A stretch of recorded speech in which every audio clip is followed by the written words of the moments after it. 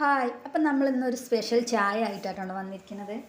എന്താണെന്നല്ലേ, ഇതെല്ലാവർക്കും അറിയുന്നൊരു പൂവാണല്ലോ അല്ലേ, ശംഖുപുഷ്പം.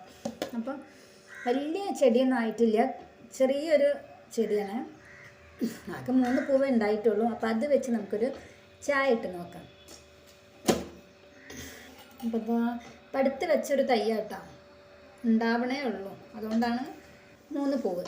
പിന്നെ ഇത് വെള്ള ശംഖുപുഷ്പത്തിൻ്റെ കേട്ടോ. ഇത് വെച്ചിട്ട് അധികം നാളായിട്ടില്ല, അതുകൊണ്ട് തന്നെ ഇന്നലെ പൂവാൻ തോന്നുന്നു, അത് വാടിയിട്ടുണ്ട്. അപ്പോൾ ഇത് വെച്ച് നമുക്കൊരു ചായ ഉണ്ടാക്കാം കേട്ടോ. ആകെ 3 പൂവേ ഉണ്ടായിട്ടുള്ളൂ. അപ്പം ഒരു കപ്പ് വെള്ളമേ ഞാൻ എടുക്കുന്നുള്ളൂ. അപ്പോൾ വെള്ളം നന്നായി തിളയ്ക്കുന്നുണ്ട് കേട്ടോ. അപ്പോൾ നമുക്ക് ഈ പൂവ് ഇതിലേക്ക് ഇട്ട് കൊടുക്കാം കേട്ടോ. അപ്പോൾ ഒരുപാട് ഔഷധ ഗുണങ്ങളുള്ളൊരു ചെടിയാണ് കേട്ടോ ശംഖുപുഷ്പം.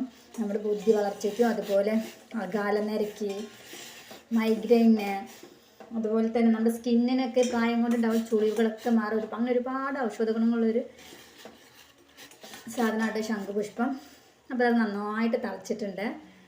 അപ്പോൾ 3 പൂവേ ഉള്ളൂ, അതുകൊണ്ട് അതിനനുസരിച്ചുള്ള കളറേ നമുക്ക് ചായയിൽ ഉണ്ടാവുള്ളൂ കേട്ടോ. അപ്പോൾ നമുക്കിനി ചായയിൽ നിന്ന് ഈ പൂവ് അങ്ങോട്ട് എടുത്ത് മാറ്റാം കേട്ടോ. അപ്പോൾ പൂവ് എടുത്ത് മാറ്റി. അപ്പോൾ നമുക്കൊരു കപ്പിലേക്ക് ഒഴിക്കാം കേട്ടോ. അപ്പോൾ ഒരു കപ്പിലേക്ക് ഒഴിക്കാം കേട്ടോ. അപ്പോൾ കപ്പിലേക്ക് ഒഴിക്കുമ്പോൾ നമുക്കിതിൻ്റെ കളറ് എത്രത്തോളം വന്നു എന്നുള്ളത് മനസ്സിലാവുന്നുള്ളൂ കേട്ടോ. അപ്പോൾ അത്യാവശ്യം കളറൊക്കെ ആയിട്ടുണ്ട് കേട്ടോ. പിന്നെ ആകെ 3 പൂവേ ഉണ്ടായിരുന്നുള്ളൂ, അതുകൊണ്ടാണ് എന്നാലും നല്ല അത്യാവശ്യം നല്ല കളറുണ്ട് കേട്ടോ.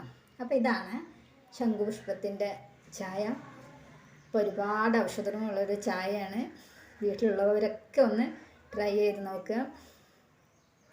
വീഡിയോ ഇഷ്ടമായി ലൈക്ക് ചെയ്യുക, സബ്സ്ക്രൈബ് ചെയ്യുക, ഷെയർ ചെയ്യുക. Okay, by.